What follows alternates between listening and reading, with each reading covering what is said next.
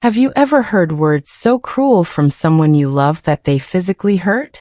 That's what happened when my daughter's coffee mug hit the table, so hard I thought it would shatter. "I'm tired of you, Mom," Candace screamed, her face twisted with anger I'd never seen before. I sat frozen at the breakfast table, my toast untouched, while Brian, her husband, stared down at his phone like it held the answers to world peace. My daughter, the girl I'd raised alone after her father died, stood there listing my crimes like a prosecutor. I was using up space. I mess with their routine. I breathed too loud, apparently. The words felt like slaps, each one landing harder than the last. My hands trembled in my lap, and I felt tears forming, but I refused to let them fall. Not in front of her. Not when she looked at me like I was some burden she'd been forced to carry. I just sat there, silent, while my heart cracked into 1,000 pieces. Finally, I pushed my chair back slowly, gripping the table edge to steady myself. "So that's how it is," I whispered, more to myself than to her. I walked to my bedroom like I was moving through water. Everything felt heavy, slow, unreal. Behind me, I heard Candace muttering to Brian about how dramatic I was being. Dramatic. After 32 years of being her mother, of sacrificing everything I had to give her a good life, I was being dramatic for having feelings. I closed my bedroom door and leaned against it, finally letting the tears come. They rolled down my cheeks silently while I stared at the old cedar box on my dresser. My late husband Thomas had made it himself, back when his hands were still steady and strong. I hadn't opened it in months, maybe longer. But something pulled me toward it now. I lifted the lid carefully, and the smell of old wood and memories hit me. Inside were photographs, letters, and underneath everything else, a manila folder I'd almost forgotten about. I pulled it out with shaking hands and unfolded the papers inside. Title deed. Property ownership documents. Thomas's careful handwriting in the margins, notes about taxes and maintenance. And there it was, clear as day. Eleanor Whitfield, sole owner. I sat on the edge of my bed, staring at those papers for what felt like hours. The house was mine. Legally, completely, undeniably mine. Thomas had left it to me when he passed 15 years ago, and I'd never transferred ownership to anyone. Candace and Brian had been living here for 3 years, ever since they'd hit some financial trouble. I'd welcomed them with open arms, grateful for the company after so many years alone. I'd thought we were family helping families. But somewhere along the way, they'd started acting like landlords and I was the unwanted tenant. I folded the papers back carefully, my mind racing. Maybe I'd been too soft, too accommodating. Maybe I'd let them forget whose name was on the deed. I placed everything back in the cedar box and closed the lid with a soft click. Then I stood up, walked to my mirror, and looked at myself. Really looked. I saw a 70-year-old woman with silver hair and tired eyes. But I also saw someone who'd survived grief, raised a daughter alone, and built a life from nothing. Maybe it's time they learned what tired feels like, I whispered to my reflection. The next morning, I came to breakfast with a smile. Candace looked surprised, then suspicious, then finally smug. She probably thought her outburst had worked, that she'd successfully put me in my place. I poured myself coffee and asked Brian about his work, complimented Candace on her new curtains, and generally acted like nothing had happened. It was easier than I expected. Over the next few days, I kept up the performance. I was helpful but not intrusive, present but not demanding. I noticed how they relaxed, how they started talking more freely around me. That's when I really started paying attention. One evening, I was in my room but my door cracked open. I heard them in the kitchen, their voices carrying down the hall. Candace was talking about upgrading the kitchen, about how the house would be worth so much more with granite countertops.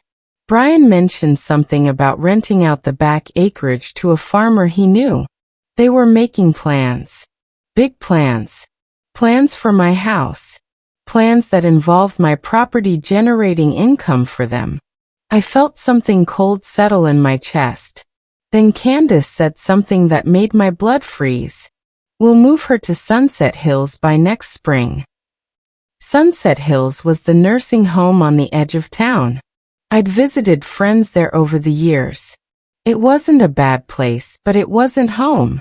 And they were planning to put me there without even asking me. Without even telling me. I closed my door quietly and sat in the darkness, my heart pounding.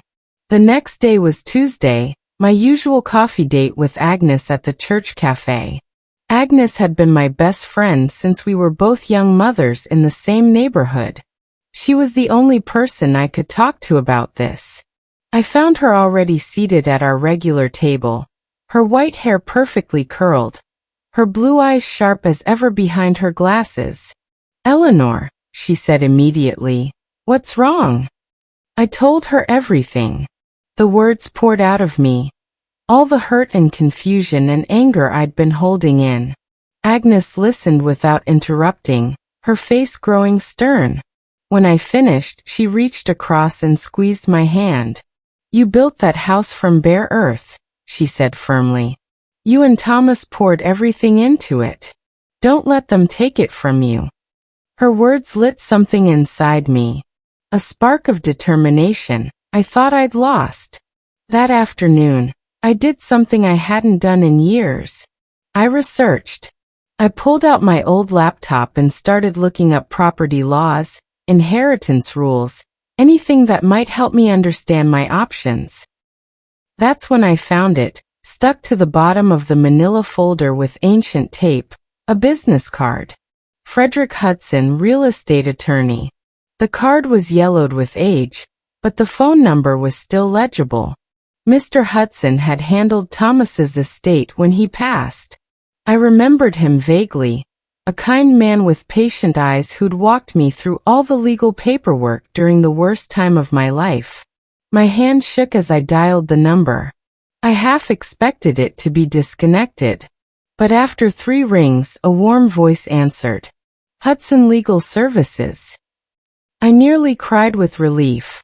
When I explained who I was, Mr. Hudson remembered me immediately. "Mrs. Whitfield, of course. How can I help you?" I told him I needed to discuss my property. He had an opening that Friday. I took it. As I hung up, I felt something I hadn't felt in months. Hope. And maybe, just maybe, a tiny bit of power.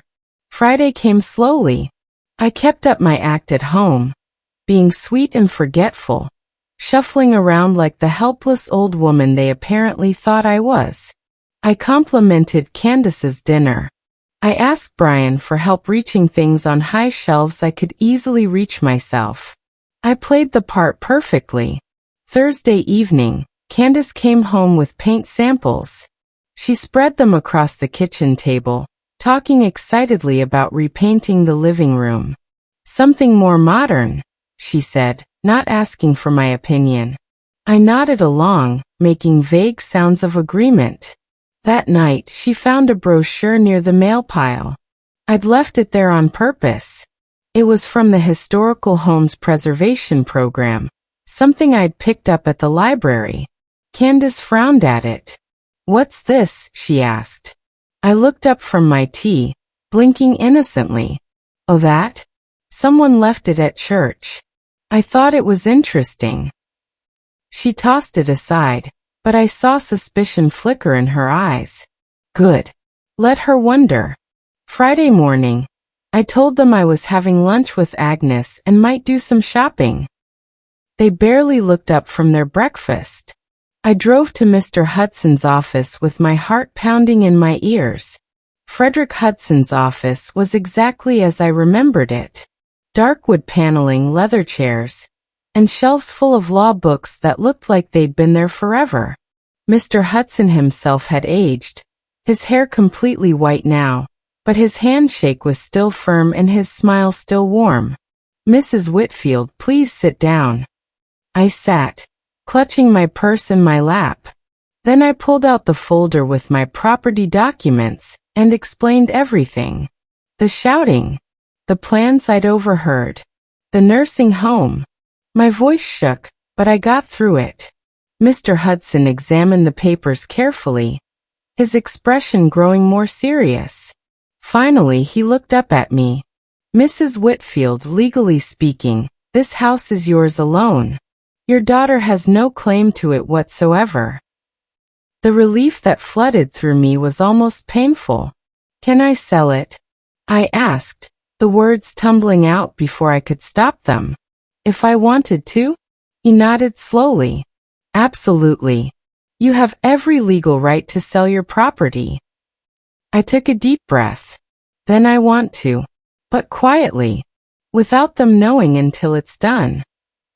Mr. Hudson studied me for a long moment. Then he smiled. "Let me make some calls." I drove home in a daze, Mr. Hudson's words echoing in my head. The house was mine to do with as I pleased. Mine to keep or mine to sell. The power of it was overwhelming. That evening, Candace announced we were having dinner guests. Brian's mother, Patricia, was coming over. I'd never liked Patricia much. She was the kind of woman who smiled with her mouth but not her eyes, who made little comments that sounded nice but felt like insults. She arrived at 6, dressed like she was going to the country club instead of her son's house. "Eleanor," she said, air-kissing near my cheek. "Still here, I see. How nice that the children are so generous with their space." Their space. I bit my tongue and smiled. Dinner was tense. Patricia dominated the conversation, talking about Brian's career and Candace's volunteer work. When she addressed me at all, it was with that same condescending sweetness. Eleanor must be so grateful to have such a loving family to take her in. I gripped my fork tighter. Take me in. In my own house. As dessert was being served, I raised my wine glass slightly. "To hospitality," I said quietly, "while it lasts." My 71st birthday came the following week.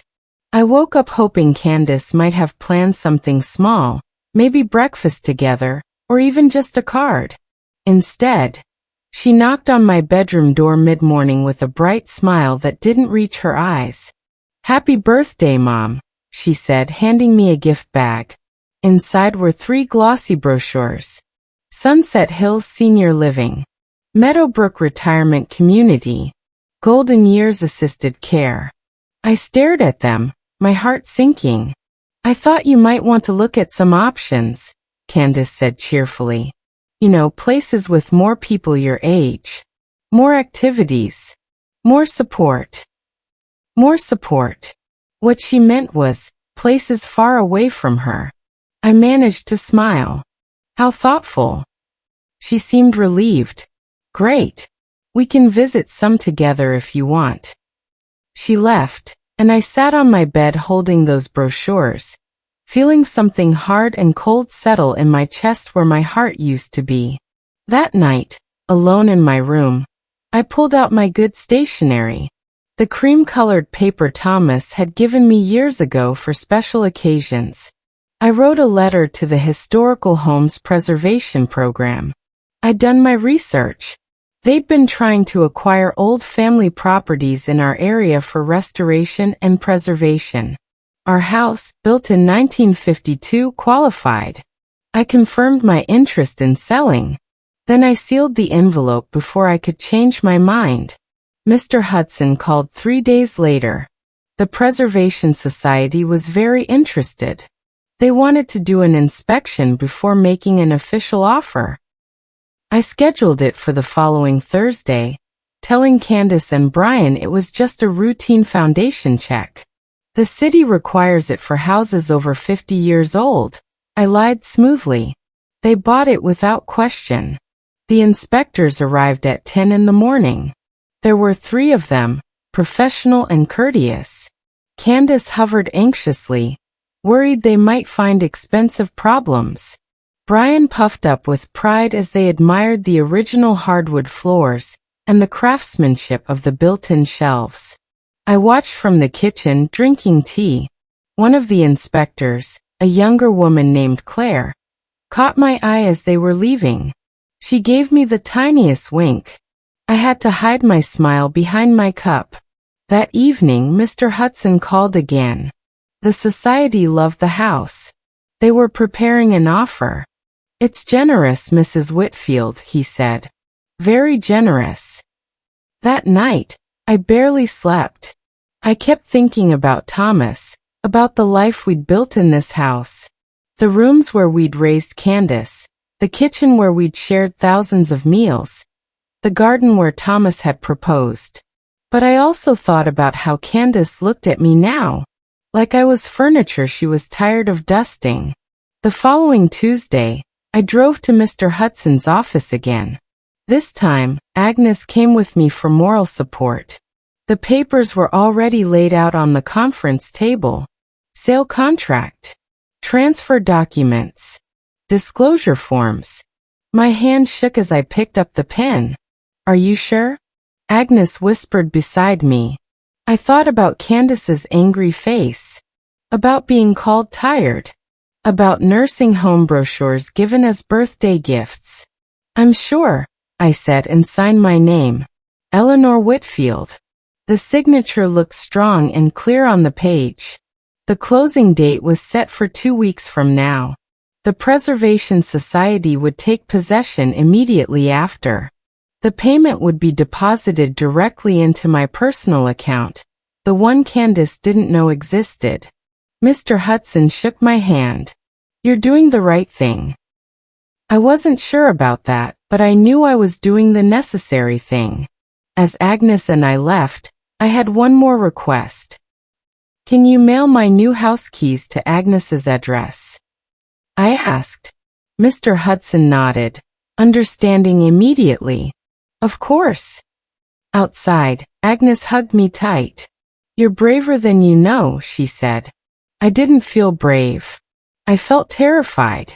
But I also felt alive for the first time in months. I started packing the next day. Slowly, carefully, so they wouldn't notice. I began with my bedroom, sorting through decades of accumulated memories. Photographs went into boxes labeled donations, but actually headed to Agnes's garage. Thomas's old books, my grandmother's quilt, the good china we'd gotten as wedding gifts. All of it carefully boxed and quietly removed.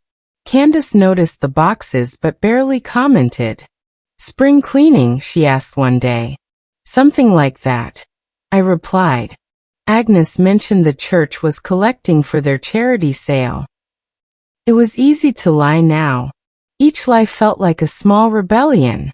Brian was distracted with work problems, barely home.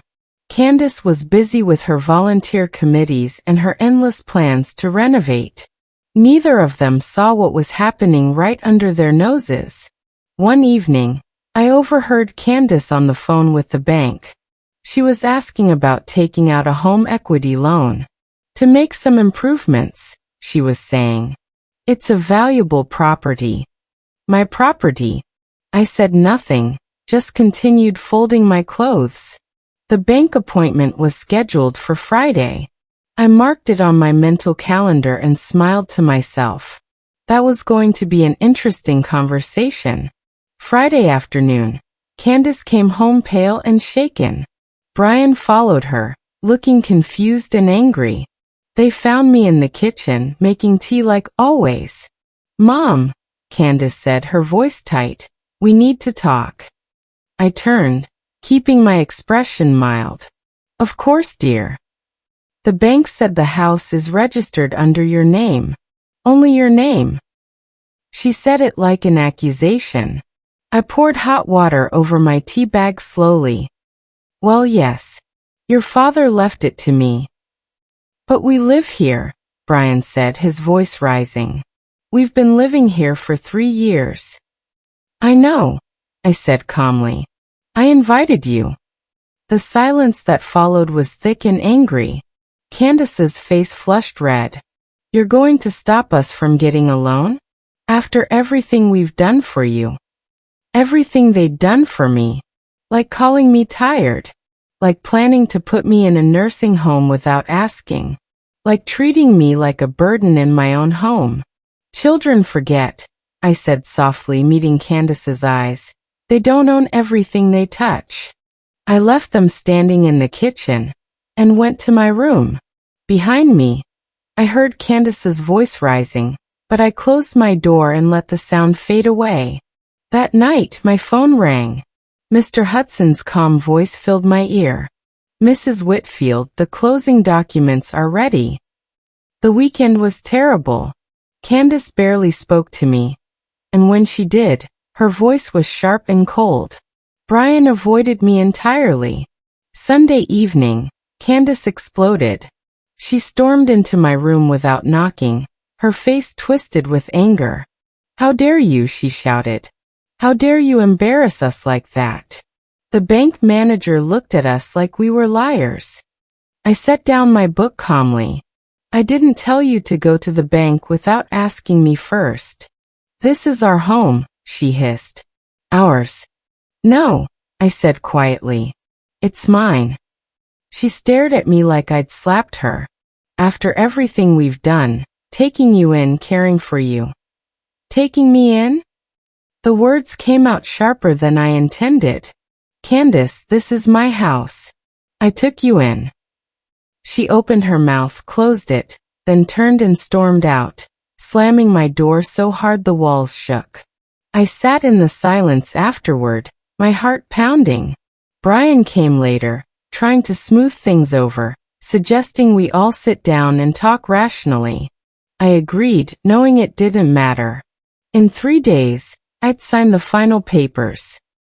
In a week and a half, the house would no longer be mine, and they'd discover it too late to stop anything. That night, I barely slept. But when morning came, I got up, got dressed, and went to my signing appointment with my head held high. Mr. Hudson's office felt different this time. Final. The Preservation Society's representatives were there, 3 people in professional attire with warm smiles. They thanked me for preserving such an important piece of local history. I signed paper after paper, my hand steady now. With each signature, I felt lighter. The payment would be deposited within 24 hours. The property transfer would be complete in exactly 1 week. I'd have 7 days to move out everything I wanted to keep.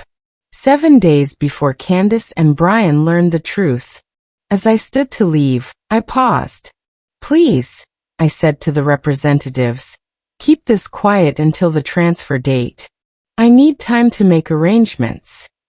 They understood. Discretion was part of their standard practice. I shook hands with everyone, accepted their thanks, and walked out into the bright afternoon sun. Agnes was waiting in the parking lot. When she saw my face, she knew. You did it, she said. I nodded, unable to speak past the lump in my throat. Now, Agnes said firmly, taking my arm.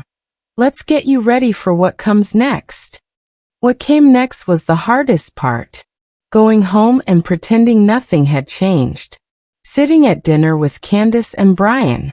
Listening to their careful, polite conversation, so different from the warmth we used to have. I played my part. I smiled and nodded and acted like the chastised mother who'd learned her lesson. And I waited. The week passed in a strange blur. Candace seemed satisfied that she'd won. She started being nicer to me, in that condescending way that made my skin crawl. She probably thought I'd been scared back into submission. Brian relaxed too, even tried joking with me at breakfast. Neither of them noticed how empty my closet was getting. Neither saw how bare my dresser had become. I'd been moving things out gradually, driving carloads to Agnes's house when they were at work.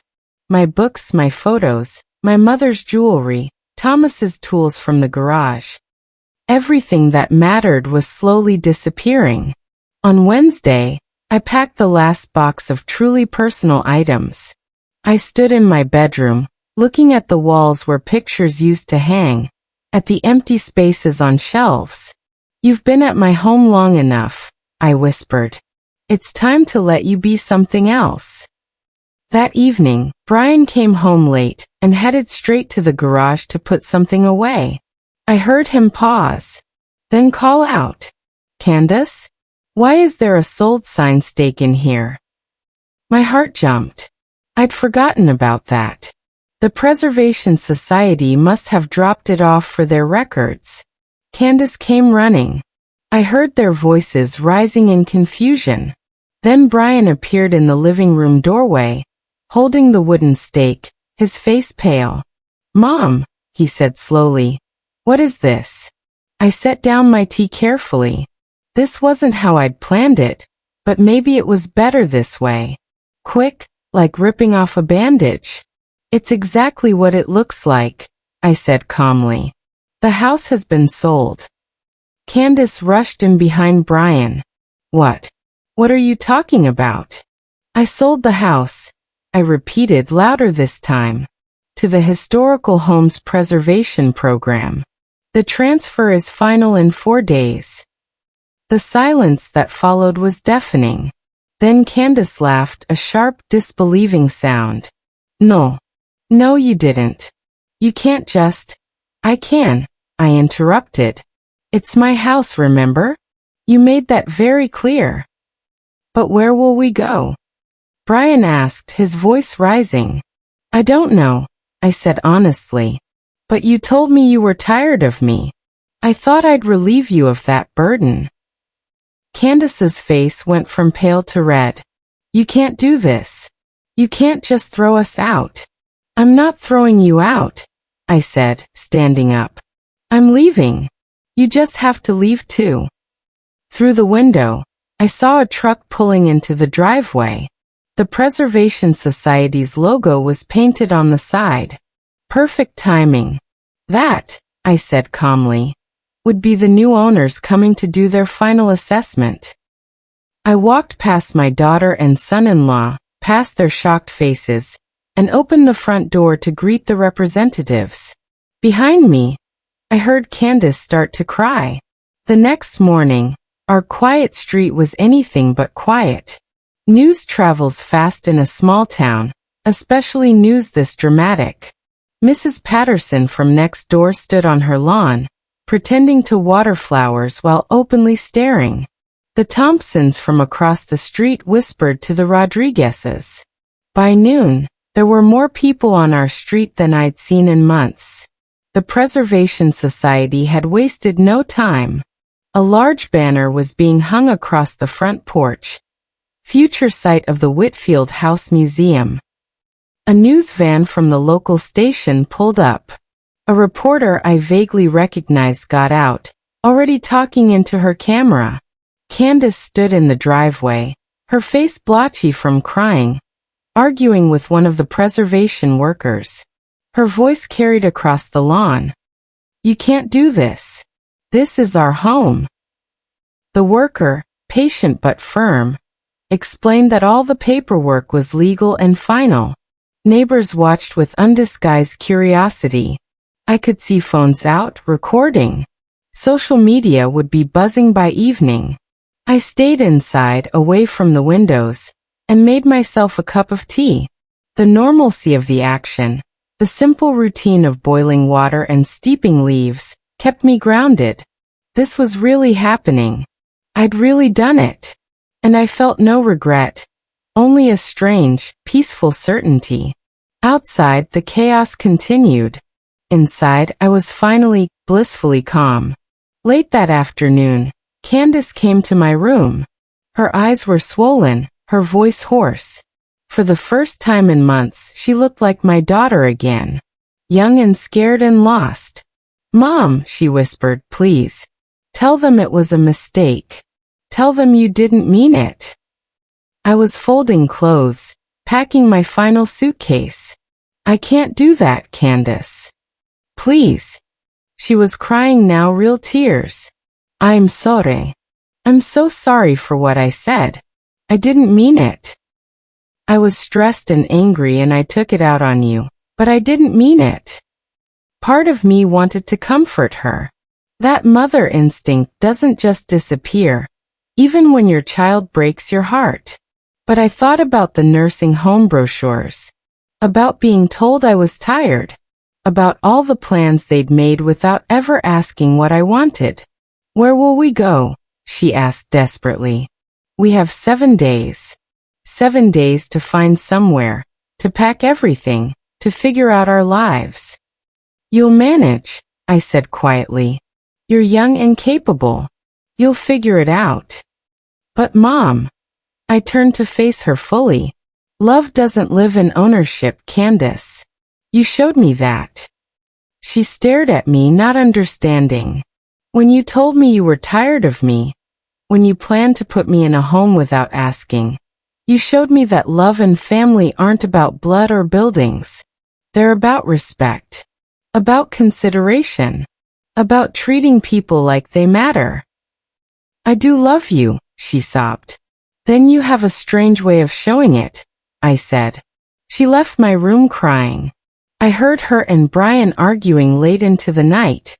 The next few days were chaotic. Boxes everywhere, furniture being moved, the careful life they'd built crumbling around them. Brian's company clothes hung on a makeshift rack in the hallway. Candace's books were stacked in precarious towers. The transformation was shocking in its speed. Brian stopped speaking to me entirely. When I entered a room, he'd leave. At meals, which we no longer shared, I could hear them arguing through the walls. His voice, usually so controlled, kept rising in anger. This is your fault, he'd shout. Your mother, your problem. Candace's responses were harder to hear, but her crying wasn't. On the 5th day, Brian's mother Patricia came to visit. She swept in like a storm, all expensive perfume and righteous indignation. Eleanor Whitfield, she announced. This is unconscionable. Family doesn't treat family this way. I was in the kitchen, washing my breakfast dishes.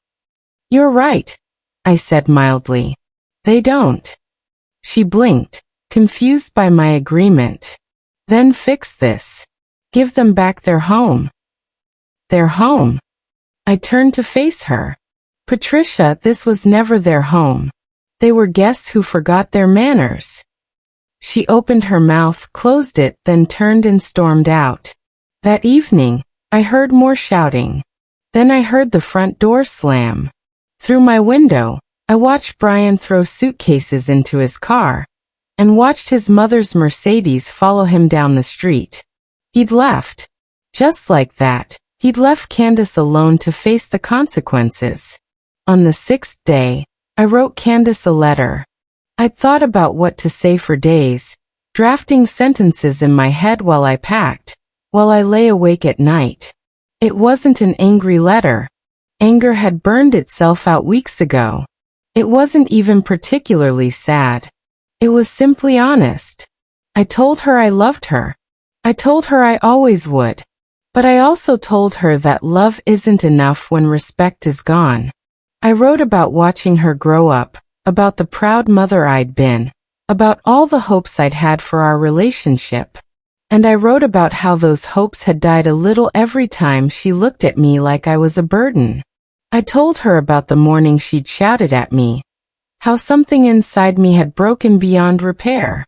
Not just broken, but transformed into understanding that I deserved better, that I deserved to be treated like a person, not a problem to be managed. I ended the letter with a simple truth. I was leaving not to punish her, but to save myself. I sealed the envelope, wrote her name on the front, and left it on the kitchen counter beside the house keys. My house keys. For the last time. Then I finished packing. Tomorrow, Agnes will pick me up. Tomorrow, I'd leave this house where I'd spent most of my adult life. Tomorrow, I'd start over. At 71 years old, I was starting over. And strangely, I wasn't afraid. Agnes arrived at 8 in the morning on the 7th day. The moving truck had already taken my furniture to storage the day before. All that remained were 2 suitcases and a box of absolute essentials. Candace stood in the hallway, watching me prepare to leave. She looked smaller, somehow diminished. Her hair was uncombed, her clothes wrinkled. Brian still hadn't returned. "Mom," she said as I reached for my suitcase. I paused, waiting. "Did you really sell it for history? Or did you do it to hurt me?" It was a fair question. "Both," I admitted. "The Preservation Society will do wonderful things with this house. They'll restore it, protect it, and share it with the community. That matters to me." "And hurting me mattered too?" she asked quietly. "No," I said honestly. "Saving myself mattered. Hurting you was just inevitable." Agnes helped me carry everything to her car. As we loaded the trunk, I turned for one last look at the house. Workers were already there, taking measurements, making notes. My home was becoming something else. Something public and historical and permanent. The Preservation Society had promised me updates. I'd be listed as the generous donor who'd made it all possible. My name would be on a plaque. Eleanor Whitfield, it would say. Like I mattered. Like I'd done something worth remembering. Agnes drove slowly down the street. I watched my house disappear in the side mirror, getting smaller and smaller until it was gone. My phone buzzed. "Mr. Hudson. Mrs. Whitfield, the funds have cleared. And your new deed is ready." Candace tried to stay with Brian's family. I heard about it from Mrs. Patterson, who heard it from someone at the grocery store. Apparently, Patricia had turned her away. "You made your bed," she told Candace. "Your mother isn't my concern anymore." Candace ended up in a small apartment on the south side of town. The kind of place she used to drive past without noticing. 1 bedroom, thin walls, a parking lot view. I heard she'd taken a second job. That Brian was living with his mother. That they were separated if not yet divorced. I heard all this through the town gossip chain, through Agnes's careful updates. Part of me ached for her. She was still my daughter, still the little girl I'd rocked to sleep and taught to read. But another part of me, the part that was learning to be strong, knew this was necessary. Sometimes people need to fall to learn how to stand. A month after I moved out, Agnes told me she'd seen Candace at the grocery store. She'd looked thin and tired, counting out coins to pay for ramen noodles. "She asked about you," Agnes said carefully. "Asked if you were okay." I nodded, saying nothing. 2 weeks after that, Candace found my letter. She'd been cleaning out the last of her things from the house before it officially became a museum. She'd found the envelope, still sealed, exactly where I'd left it. She read it, Agnes told me later. Read it standing in the empty kitchen, and cried until she couldn't breathe. 3 months after I left, my phone rang. I almost didn't answer when I saw Candace's name on the screen. But curiosity won. "Hello, Mom." Her voice was small, tentative. "Can I come see you?" I looked around my lake cottage. The small, perfect space I'd bought with the money from the sale. Windows overlooking water. A garden I was just starting to plant. Peace in every corner. "When?" "Now." "Or whenever you're ready."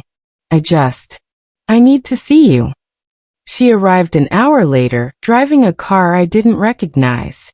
An old sedan, probably borrowed. She stood at my door looking nervous, her hands clasped in front of her. I invited her in. Made coffee, the way I'd done 1,000 times before. We sat at my small kitchen table, steam rising between us. "I lost everything," she said finally. "The house, Brian, my standing in the community. Everything." I waited, knowing she had more to say. "I lost it because I didn't appreciate what I had. Because I took you for granted. Because I was cruel. She looked up, her eyes red. I'm sorry, Mom. I'm so sorry. The apology landed in my heart like a stone in still water. Ripples of feeling spreading out, complex and unreadable. I forgive you, I said softly. Her face crumpled with relief. Thank you. Can we? No, I said gently. We can't go back. But maybe someday we can go forward. I sit on my porch every morning now. The lake stretches out before me, endless and changing. Some days it's mirror smooth, reflecting the sky perfectly. Other days it's choppy with whitecaps, full of energy and motion. Both versions are beautiful. Yesterday the local newspaper arrived. On page 3 was a photo of the Whitfield House Museum's grand opening. Families on the lawn, children running through rooms that used to be mine, docents explaining the history of the neighborhood. The house looked beautiful, restored and loved and useful. I cut out the article and put it in my scrapbook. My phone rings sometimes. Candace calls every Sunday now. Our conversations are short, careful, but they're growing warmer. Last week, she told me she'd gone back to school. She's studying social work, wanting to help elderly people navigate family challenges. The irony isn't lost on either of us. Agnes comes for lunch every Wednesday. We sit on this porch and talk about everything and nothing. She tells me I did the right thing. I tell her I just did the necessary thing. Sometimes I wonder if there's a difference.